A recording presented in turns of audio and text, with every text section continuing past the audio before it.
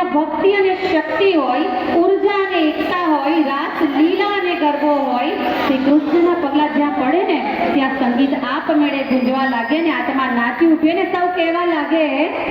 કે દ્વારિકાનો નાથ અમારો રાજા રણછોડ છે, એને મને માયા લગાવી.